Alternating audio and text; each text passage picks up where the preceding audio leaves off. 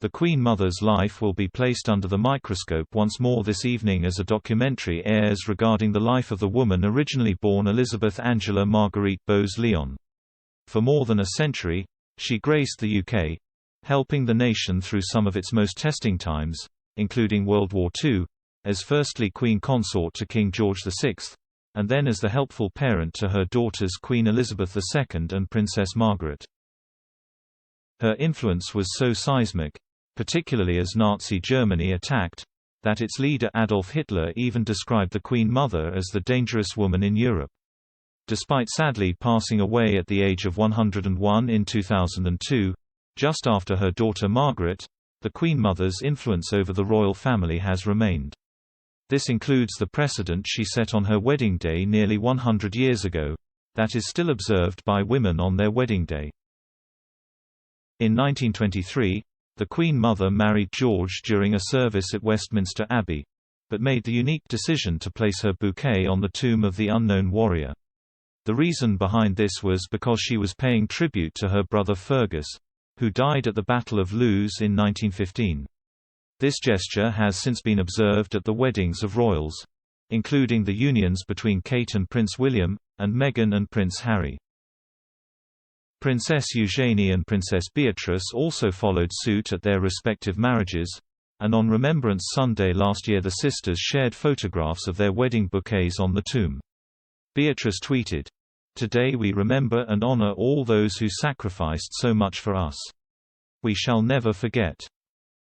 Eugenie added in a separate message, "Today on Remembrance Day we remember all those who have given their lives in wars so bravely. The unknown warrior in Westminster Abbey honors all those. As with tradition, my bouquet was laid on there." The Queen Mother's marriage to George VI continued until he passed away after World War II, marking the beginning of her eldest daughter Elizabeth's reign as monarch. In modern times, broadcasters such as the BBC have opted to show live programs to mark royal weddings, a tradition began by Margaret in 1960. And although the Queen Mother was well known for her engaging and enchanting personality, it would appear that her warmth didn't always extend to the common person.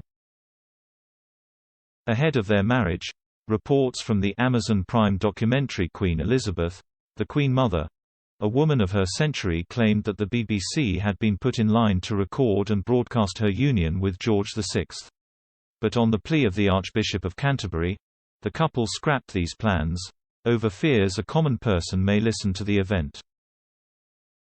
Speaking on the documentary, narrator Michael Dean said, "It was a chance meeting with the Duke of York, the second son of King George VI, that transformed her life.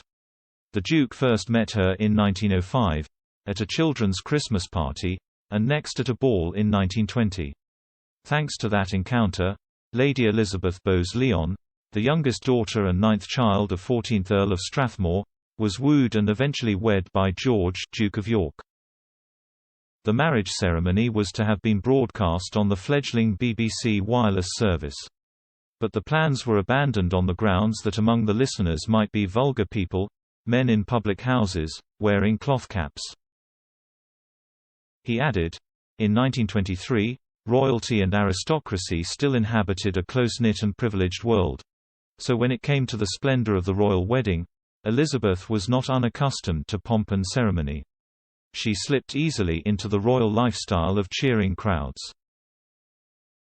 Reports from the time show that George VI, who was also known to those he was closest to as Bertie, he had to pluck up the courage to propose to the Queen Mother 3 times before she accepted.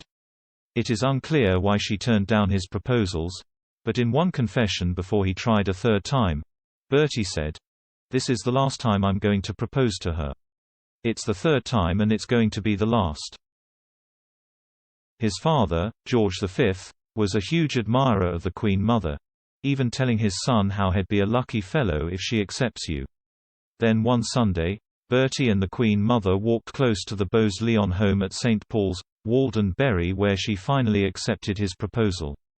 Queen Mary wrote in her diary a few days later, "Once the couple had visited, we are delighted and he looks beaming."